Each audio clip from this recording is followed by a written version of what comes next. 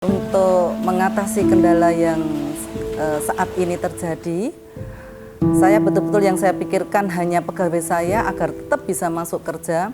Jadi saya tidak memikirkan diri saya sendiri, sampai tabungan itu terkuras semuanya, hanya untuk mempertahankan agar pegawai saya bisa masuk kerja. Atau kadang punya barang lain yang bisa dijual juga bisa saya keluarkan untuk melanjutkan pekerjaan.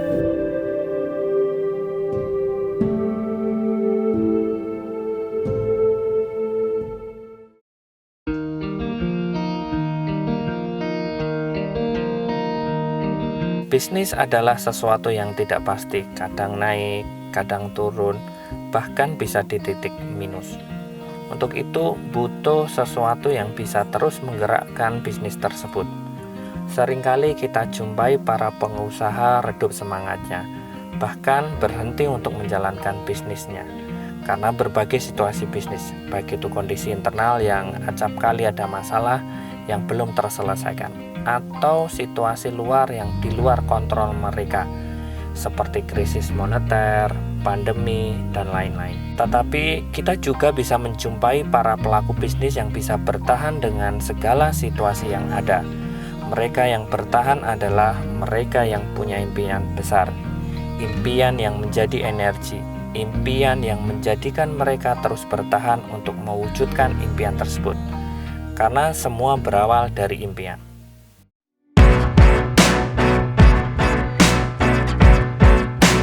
Pada episode perdana ini, kita akan bertemu dengan sosok perempuan hebat yang bertahan dengan impiannya. Ya, sosok itu adalah Ibu Sri Rahayu Maimunah, atau sering disapa dengan Ibu Yayu. Bagaimana beliau berjibaku mempertahankan brand Batik Adibusana agar bisa bertahan dalam segala situasi, dan terus bisa melekat di benak konsumennya sepanjang masa.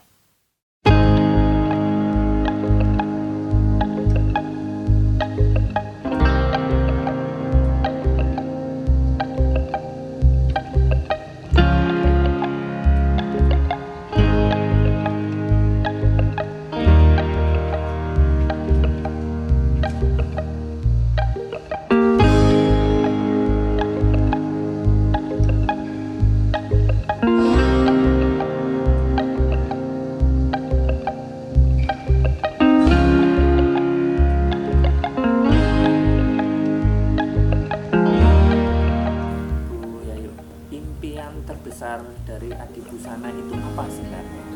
Impian saya Batik Adibusana itu supaya dikenal sepanjang masa sampai besok anak cucu saya, dan tidak berubah namanya, tetap menjadi Batik Adibusana ikon Begonang. Bisa menjadi apa namanya? Ya, menancap memorinya gitu ya. Di, betul. Di benak konsumen. Ya, kalau bisa jangan berubah sampai besok, jadi orang bisa setiap kali ingat Adibusana, oh pasti Adibusana seperti itu jadi tidak berubah. Oh, Adibusana pasti Begonang. Ya, Begonang, model-modelnya seperti itu. Nah, ketika punya impian tersebut pasti kan ada hambatan. Hambatan apa yang dialami ketika ingin meraih impian tersebut? Hambatan saya ketika saya tidak mood dan tidak mempunyai ide untuk membuat motif-motif baru dan warna-warna yang baru. Gitu. Jadi mengalami masa-masa di mana? Iya, mengalami masa-masa seperti itu, dan juga mengalami masa-masa sulit untuk memasarkan produk yang sudah kita harapkan nantinya laku keras, ternyata di pasaran tidak diterima. Nah, lantas apa yang dilakukan ketika pas kondisinya mengalami tersebut? Ya, sabar aja. sabar, tapi tetap tidak putus asa, tetap membuat sesuai dengan keinginan pasar saat itu. Berarti kuncinya terus konsisten untuk meraih impian tersebut. Betul, ya. Jadi impian itu menjadi salah satu kunci untuk terus bergerak, terus bertahan ya, untuk Adibusana. Gitu. Ya, betul. Nah, berdirinya Adibusana itu ceritanya bagaimana? Adibusana itu berdiri pada tahun 1958 yang dikelola oleh orang tua saya. Sampai tahun 1981. Saya adalah generasi kedua. Berdirinya tahun 1958. Iya. sampai 1981. Nah, saya generasi kedua memulai usaha itu dari tahun 1982. Dulunya bapak saya itu batiknya 1982. ya. Saya baru lahir itu, Bu. Oh iya, makanya. Dulunya batik bapak saya yang dibikin cuman batik klasik. Jadi batik untuk orang-orang zaman dahulu ya. Tapi setelah tahun 82 itu saya mulai mengelola, saya sudah berubah ke batik-batik yang kontemporer dengan motif dan warna yang mengikuti pasar saat itu. Berarti ada Perubahan. perubahan dalam rangka mengikuti zaman. Iya, betul. Ya. Adi Busana sendiri itu punya motif atau paten khusus sendiri nggak, Bu? Mas semacam Adi Busana tidak mempunyai motif khusus karena kita kalau mematenkan batik itu juga lama waktunya. Kita nanti kalau terikat dengan hanya mematenkan itu, kita malah idenya terputus. Jadi menunggu itu kita tidak membuat baru lagi. Padahal batik itu harus cepat. Perputarannya harus cepat, terus membuat harus terus tidak pernah berhenti. Motif yang berlangsung selama ini yang dikerjakan saat ini dari mana itu? Saya cuman mengambil dari alam aja. Jadi flora dan fauna. Kadang kalau cuman pengen bunga, saya ya satu kain itu saya gambari bunga-bunga saja. Kalau pengen alam ya nanti gambarnya sesuai apa yang saya inginkan gitu.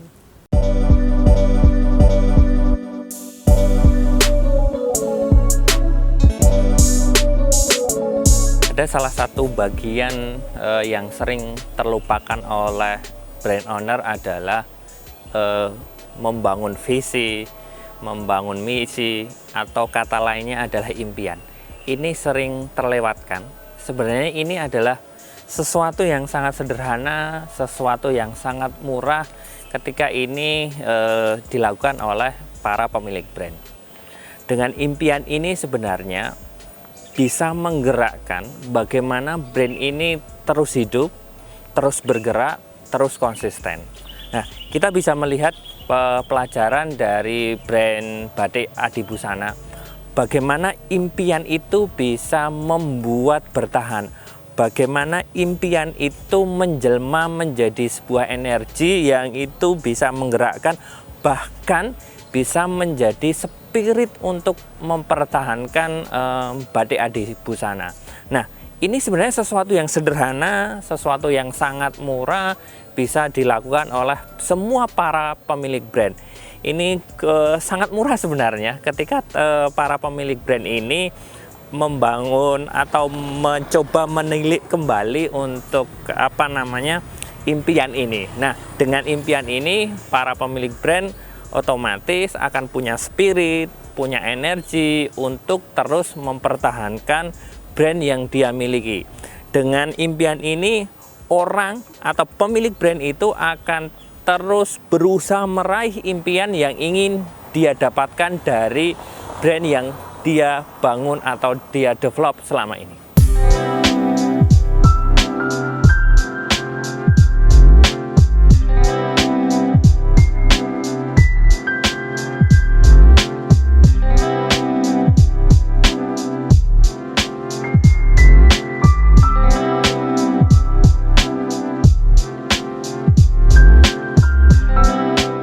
Ketika mengalami kendala, kesulitan untuk mempertahankan Adi Busana ini bisa terus bertahan, itu apa yang dilakukan? Untuk mengatasi kendala yang saat ini terjadi, saya betul-betul yang saya pikirkan hanya pegawai saya agar tetap bisa masuk kerja. Jadi saya tidak memikirkan diri saya sendiri, sampai tabungan itu terkuras semuanya, hanya untuk mempertahankan agar pegawai saya bisa masuk kerja. Atau kadang punya barang lain yang bisa dijual juga bisa saya keluarkan untuk melanjutkan pekerjaan.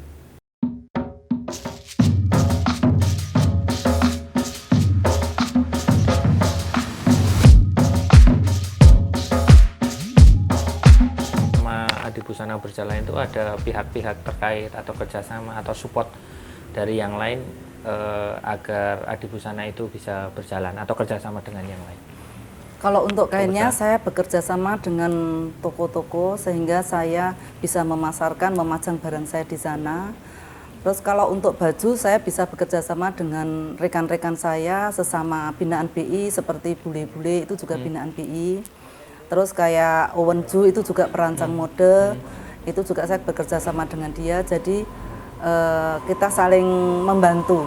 Berarti ada beberapa pihak yang diajak kerjasama untuk Betul, agar Adi Busana ini terus eksis dan bertahan. Ya, tidak sendiri.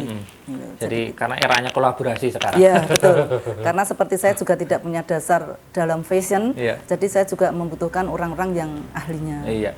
Berarti tidak semuanya itu dikerjakan sendiri gitu Tidak, ya. betul. Kalau untuk desain berarti kerjasama Ada, dengan desainer, betul. untuk pameran kerjasama dengan pihak yang lain, Iya. terus untuk dan sebagainya katanya. Iya, gitu ya. betul.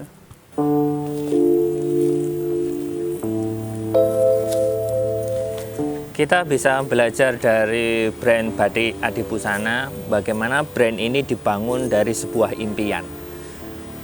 Dengan impian tersebut, batik Adi Busana bisa bertahan sampai sekarang.